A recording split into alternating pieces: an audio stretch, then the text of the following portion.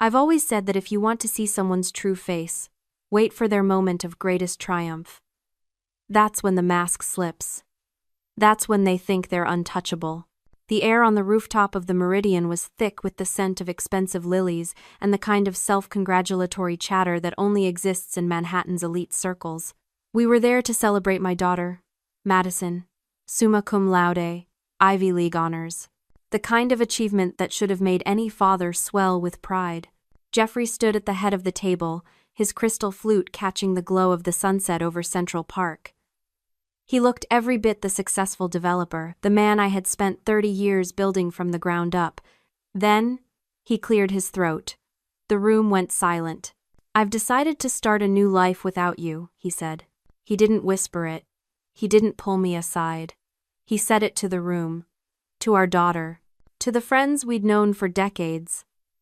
Across the table, Tiffany, a junior architect from Jeffrey's firm, didn't even have the decency to look away. She just smirked, her eyes tracing the rim of her glass. The silence that followed was heavy, expectant. They were waiting for me to gasp. To shatter a glass. To let the hysterical wife take center stage so Jeffrey could play the victim of a dying marriage. Instead, I felt the cold condensation of my water glass against my palm, and I smiled. "Congratulations on your honesty, Jeffrey," I said. My voice was steady. It was clinical. It was the sound of a ledger being closed. Before I stood to leave, I reached into my handbag and pulled out a thick, cream-colored envelope. I placed it gently on the white linen, right next to his untouched steak. "Something for you to review when the party's over," I added. I didn't wait for a response. I didn't look back. I walked toward the elevator, the clicking of my heels the only sound in the suffocating silence. Jeffrey thought he was making an announcement. He didn't realize he was just signing his own professional death warrant. Drop a comment and let me know where you're listening from and what time it is for you right now. I'd love to know who's part of our community. The elevator ride down from the rooftop felt like a decompression chamber. In the restaurant, the air had been thin, oxygen-starved by Jeffrey's ego. Out here, in the cool Manhattan night, I could finally breathe. I didn't head for the car right away. I stood on the sidewalk, the neon lights of the city reflecting off the polished toes of my shoes. I opened my phone. My hands remained perfectly still. This wasn't a moment for grief. It was a moment for execution. I opened our shared banking app, the one Jeffrey assumed I only used to pay the utility bills. He had no idea that as a forensic auditor, I had spent the last 6 months mapping every hidden artery of his financial life. He thought he was cleverly moving money into shell companies to fund his new life with Tiffany. He didn't realize that I was the one who had quietly flagged those accounts for suspicious activity with the bank's compliance department weeks ago. I sent a single text to my private investigator. He went public. Initiate the lockdown. Seconds later, my phone buzzed. A notification from our primary business account. Jeffrey had just tried to close the rooftop tab. Declined. $7,200. I could almost hear his voice echoing from 40 stories up, that sharp, entitled bark he used when things didn't go his way. He would be red-faced, fumbling for his gold card, then his corporate platinum. One by one, they would fail. I had spent 28 years ensuring his world stayed upright. It took me exactly 12 seconds to let it tip. "Mom?" I turned to see Madison standing at the restaurant entrance. Her graduation gown was draped over her arm, her eyes shimmering with a mix of shock and a sudden, sharp clarity. She was my daughter in every sense. She didn't come out crying. She came out looking for the blueprint. "He's still up there," she whispered, glancing back at the elevators. "He's arguing with the manager." "Mom," he told everyone he was moving Tiffany into the penthouse. Our penthouse. I reached out and tucked a stray hair behind her ear. "He can tell them he's moving to the moon, Madison. It doesn't make it his property. Come on." "We're going to your Aunt Diana's." "What about the house, Mom? Your things?" "The locks are being changed as we speak, honey." "And the penthouse Jeffrey is so fond of?" "It's held by an LLC that he hasn't looked at the fine print of in a decade. He thinks he's the king of the castle, but he forgot who actually holds the deed." As we pulled away from the curb, I saw Jeffrey emerge from the building, Tiffany trailing behind him like a confused shadow. He was shouting into his phone, likely at a customer service representative who couldn't help him. He looked small. For the first time in 30 years, the man who thought he was a giant looked exactly like what he was. A fraud whose credit had finally run out. There is a specific kind of loneliness that comes with being the reliable one. For 30 years, I wasn't just Jeffrey's wife. I was his unpaid chief financial officer, his crisis manager, and his silent investor. I remember the 2008 crash, when the world was folding and Jeffrey sat in our kitchen, head in his hands, ready to declare bankruptcy. I was the one who pulled my entire inheritance money, my grandmother intended for my own security, and injected it into his failing firm. I didn't ask for a contract. I didn't ask for interest. I asked for a partnership. But Jeffrey didn't want a partner. He wanted a safety net he could walk all over. As I sat in the quiet of Diana's guest room, the blue light of my laptop screen was the only thing illuminating the dark. I opened a file hidden 3 layers deep in a cloud drive he didn't even know existed. I called it Project Clarity. It was a reconstruction of our lives in numbers. 6 months ago, a discrepancy of $12,000 had caught my eye. To most, it's a rounding error in a construction budget. To me, it was a cent. I followed it. I found the leak, a steady bleed of funds redirected from his primary operating account into an offshore LLC called T-Square Holdings. T for Tiffany. $1,800,000. That was the price of his new life. He hadn't built that wealth. He had harvested it from the margins of our shared sacrifices. He had been skimming from the college fund I meticulously grew for Madison. He had deferred maintenance on our rental properties while buying a $250,000 condo for a woman who wasn't even born when we bought our first home. I looked at the spreadsheets, the cold, hard evidence of 30 years of invisible labor being liquidated for a midlife cliché. This brings me to a truth I wish I'd realized sooner. To anyone listening who feels like they are the invisible backbone of their family, this is for you. We often think that by working harder, by giving more, by being the shadow that keeps the lights on, we are earning loyalty. But in the eyes of a taker, your sacrifice isn't a gift, it's a baseline. They don't see your effort, they only see their own comfort. When you find yourself at the edge, marginalized in the very life you built, remember this. The person who keeps the books is the only one who truly knows what the business is worth. And I knew, down to the last cent, that Jeffrey was bankrupt in every way that mattered. My compassion had been a luxury he'd overdrafted for years. I stared at the T-Square ledger and felt a wave of clinical calm. I wasn't just his wife anymore. I was his auditor, and the audit was about to become public. The colonial house on Westover Drive had always been my sanctuary. I had picked out every floorboard, every backsplash, and every curtain. But when I pulled into the driveway 2 days after the graduation massacre, the house didn't feel like home. It felt like a crime scene. Jeffrey's black SUV was parked crookedly on the lawn, a blatant disregard for the landscaping I spent thousands to maintain. As I walked up to the front door, I reached for my keys, but my fingers met a new lock. Brass, cheap, not the high-security system I'd installed. I didn't pound on the door. I didn't scream. I simply pulled out my phone, opened the home security app, and used the master override code Jeffrey didn't know existed. The electronic bolt slid back with a soft, clinical thud. I walked into the foyer to find the air smelling of a perfume that wasn't mine, something floral, cloying, and far too young. Tiffany was standing in the middle of my living room, holding a roll of neon green move stickers. She was currently placing one on the corner of my grandmother's antique mahogany desk. "You're not supposed to be here," Tiffany said, her voice lacking the smugness it had at the restaurant. Now, she just sounded nervous. "I live here," I said, my voice as flat as a dial tone. "You, however, are trespassing." Jeffrey emerged from the kitchen, a beer in his hand. He looked disheveled, his expensive shirt wrinkled. He tried to summon his old authority, puffing out his chest. "Valerie, stop this. I told you, I'm starting over. The locks are changed." This house is part of the business assets, and since I'm the CEO, you're the CEO of a company that currently has its credit facilities frozen by a federal auditor, I interrupted. And if you'd bothered to read the deed to this specific property, you'd see it's held by a trust in Madison's name, with me as the sole trustee until her 25th birthday. It is not, and has never been, a business asset. I watched the color drain from his face. He looked at Tiffany, then back at me.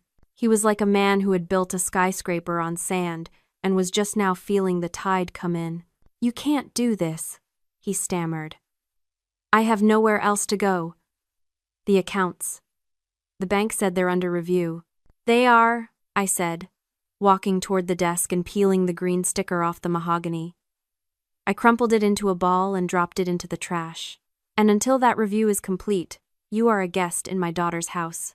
A guest who has exactly 30 minutes to pack a suitcase and leave before the police arrive to escort a trespasser off the premises. Tiffany looked at Jeffrey, expecting him to fight. But Jeffrey just stared at me, seeing for the first time the woman I actually was, not the glorified bookkeeper he'd ignored for decades, but a forensic predator who had finally found her prey. I watched them with the detached curiosity of a scientist observing a doomed species. They weren't fighting for love. They were fighting for furniture. And I had already won the house. They say that anger is a fire, but in my profession, anger is an ice bath. It's what you use to preserve the evidence. As I sat in the war room of Diana's guest house, a space now filled with 3 monitors, a high-speed scanner, and 2 decades' worth of tax returns, I felt a familiar, chilling precision settle over me. Jeffrey had spent years treating our business as a magic trick, moving money from one pocket to another, hoping the audience wouldn't notice the sleight of hand. But he'd forgotten that I was the one who designed the stage. I picked up the phone and dialed the direct line for the regional vice president of our primary lender. Arthur, it's Valerie. I'm calling to trigger the emergency freeze on all accounts associated with the Caldwell Group. Yes, including the secondary payroll. I've just uploaded the affidavit of suspected embezzlement to the portal. Arthur's voice was hesitant. Valerie, Jeffrey is the primary signatory on those lines. And I am the majority shareholder of the holding company that secures them, Arthur. Read the bylaws I drafted in 2012. If the lead auditor flags a discrepancy exceeding 5% of quarterly revenue, the freeze is mandatory. Check your inbox. The discrepancy is currently sitting at 22%. I hung up. No emotion. No regret. This brings me to a concept most people misunderstand about conflict. It's the predator's silence. Jeffrey thought my quietness over the last few months was submission. He thought that because I didn't scream when I found Tiffany's earring in his car, or because I didn't confront him when he lost $50,000 in a bad investment, that I was weak. But silence isn't always a sign of defeat. Sometimes, it's a strategic choice. In the world of forensic auditing, you don't strike when you see the crime. You strike when you have enough evidence to make the conviction inevitable. I didn't want to fight. I wanted an autopsy. Every day I stayed silent was another day I spent tightening the noose, ensuring that when the lockdown happened, there wouldn't be a single loophole for him to crawl through. By noon, the professional fallout was in full swing. My legal team had served the temporary restraining order. Jeffrey's company email was deactivated. His corporate car, a vehicle paid for by a business loan I had personally guaranteed, was flagged for repossession. I watched the clock. At exactly 12:45, my phone began to vibrate. It was Jeffrey. Then a text from Tiffany. Then another from Jeffrey. I didn't answer. I didn't need to hear his voice to know what it sounded like when a man realizes the ground he's standing on has been sold out from under him. I leaned back, the blue light of the monitors reflecting in my eyes. The audit had to be perfect to be lethal. And looking at the red lines populating my screen, I knew I hadn't missed a single cent. The investigation into a financial crime often starts with a grand discovery, but it ends with a single, devastating detail.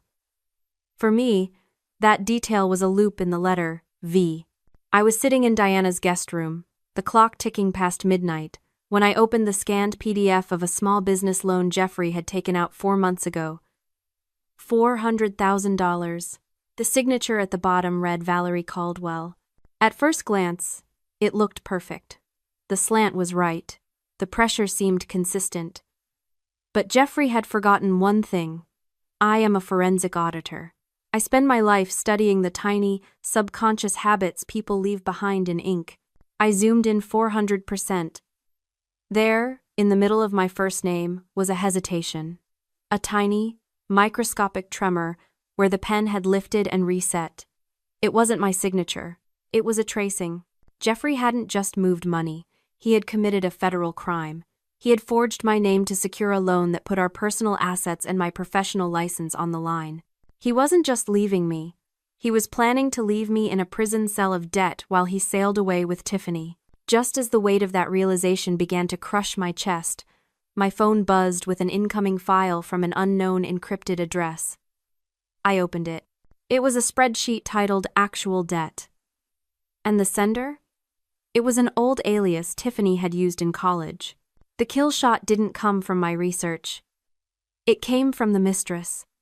Tiffany had realized that Jeffrey wasn't the wealthy mogul he pretended to be.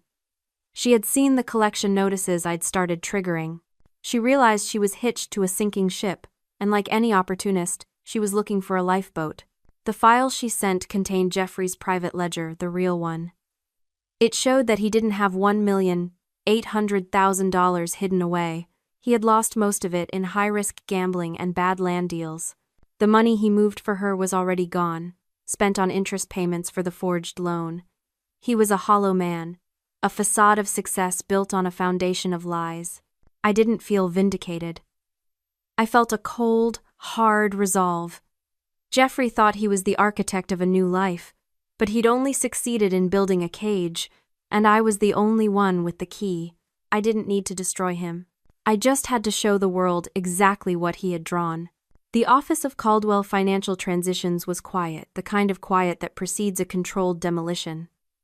I sat behind my glass desk, the skyline of the city etched in steel and light behind me. I wasn't hiding. I was waiting.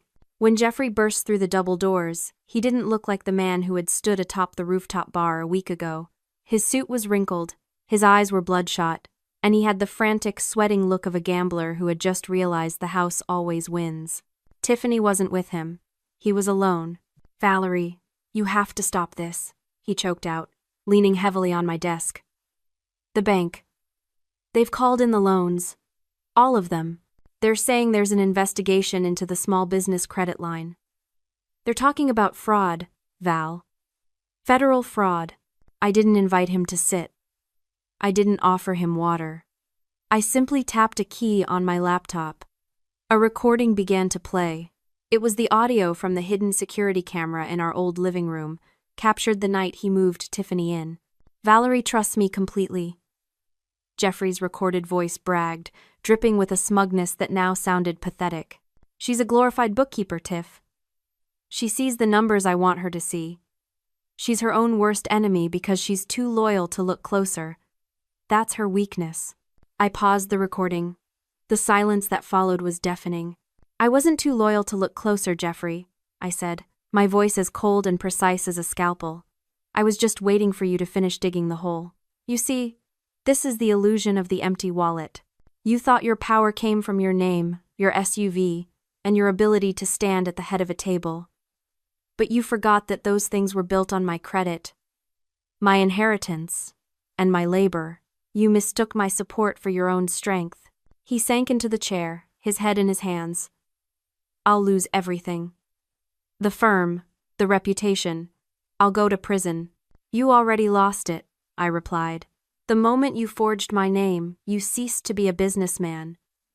You became a liability. And as a forensic auditor, my job is to remove liabilities from the balance sheet." I slid a final document across the desk. It wasn't a divorce settlement. It was a confession and a repayment agreement. "Sign this, and I won't hand the secondary ledger Tiffany gave me to the district attorney today. You'll spend the next 20 years working as a junior project manager at a firm I recommend paying back every cent you diverted from Madison's trust and the company accounts. You wanted a new life, Jeffrey. This is it. A life of honest work and absolute accountability." He looked at the pen as if it were a weapon. He realized there was no exit strategy, no offshore accounts to save him. He was a man who had spent his life pretending to be the architect, only to realize he had been living in a house of cards I had allowed him to occupy. He signed. His hand shook so much the ink feathered on the page. I took the paper, blew on it to dry the ink, and stood up. You have 10 minutes to leave this building, Jeffrey. Don't look back. There's nothing left here for you to audit. 6 months later, the colonial house on Westover Drive has a new name on the mailbox, Madison's name. I visit her on Sundays, and we drink coffee on the porch I built with my own savings. Jeffrey is working. Truly working. For the first time in his life. He calls Madison occasionally. But she's busy, she's a junior associate now, specializing in white-collar crime. She learned from the best. As for me, I sit in my office, 40 floors above the city. I open my old marriage file today, the one I'd been using as a digital evidence locker. I stared at the years of red lines, the thousands of hours of invisible labor, and the millions of dollars I'd protected. Then, I hit the delete key. The screen flickered white for a second, then went clear. No more red lines. No more Project Clarity. Just a clean slate. My worth was never tied to his ledger. It was always my own. That night, for the first time in 30 years, I slept through until morning. No noise. No guilt.